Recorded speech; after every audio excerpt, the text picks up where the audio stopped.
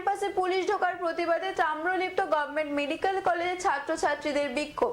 Medical কলেজের প্রথম ও দ্বিতীয় বর্ষের ছাত্রছাত্রীদের বেশ কিছু সরঞ্জাম, বিশেষত বড় আলমারির প্রয়োজন ছিল, যা বারবার চাওয়া সত্ত্বেও প্রিন্সিপাল না দেওয়ায় ছাত্রছাত্রীরা বয়েজ হোস্টেল থেকে আলমারি নিয়ে যায়।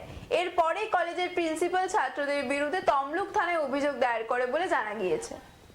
মেডিকেল কলেজের প্রথম ও দ্বিতীয় বর্ষে ছাত্রছাত্রীদের বেশ কিছু সরঞ্জাম, বিশেষত বড় আলমারি বারবার চাওয়া সত্ত্বেও প্রিন্সিপাল সেগুলি তাদের না দেওয়ায় ছাত্রছাত্রীরা বয়েজ হোস্টেলের বিল্ডিং এর 9th ফ্লোর থেকে রুমে আলমারি নিয়ে যায়।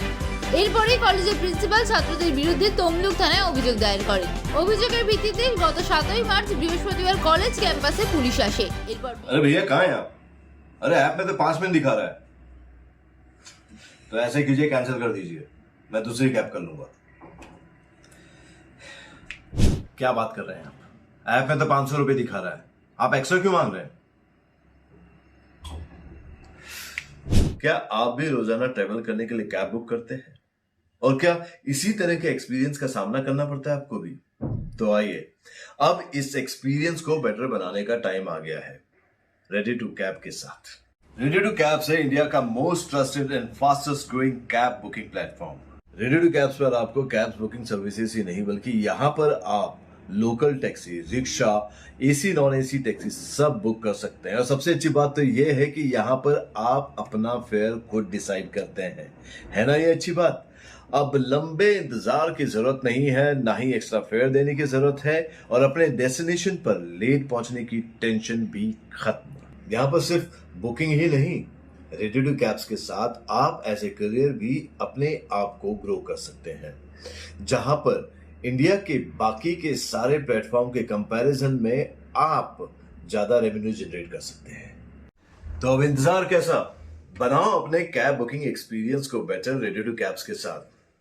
आप इस ऐप को डाउनलोड कर सकते हैं प्ले स्टोर से या फिर ऐप स्टोर से, या फिर स्क्रीन पर नीचे दिए गए नंबर पर कांटेक्ट कीजिए। मिलते हैं।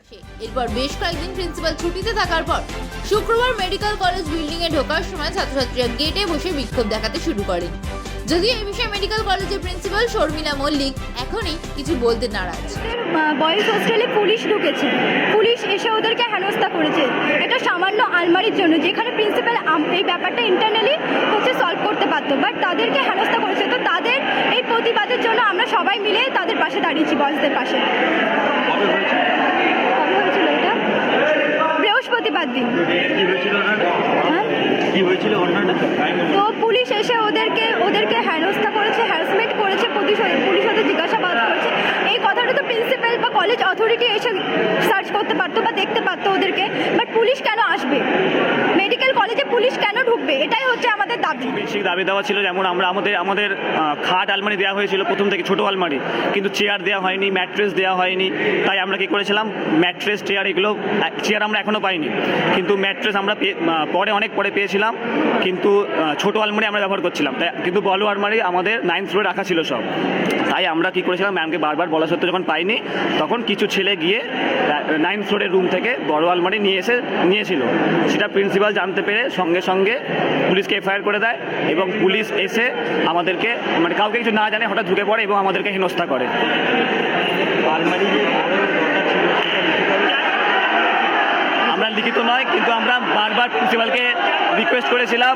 প্রিন্সিপাল সেটা কিছুই আমাদেরকে বলেছিল দেবো করে, আমরা দেয়নি। কিন্তু যেহেতু এইগুলো আমাদের বয়েজ হোস্টেল প্রপার্টি, আমাদের হোস্টেলের ছাত্ররা, আমরা তো আর কেউ চুরি করে বাড়ি নিয়ে যাচ্ছি না। আমরা সবাই যেটা ব্যবহার করতাম, আমরা চলে যেতাম, অন্য কিছু ব্যবহার করতো, সেটা ইন্টারনালি সলভ করা যেত। যদি আমাদের দোষ থাকে তাহলে এটা আমাদের ম্যাম বকাঝকা করতো, আমরা মেনে নিতাম। কিন্তু ম্যাম তা না করে পুলিশ এফআইআর করে আমাদের চরম হেনস্থা করেছিল।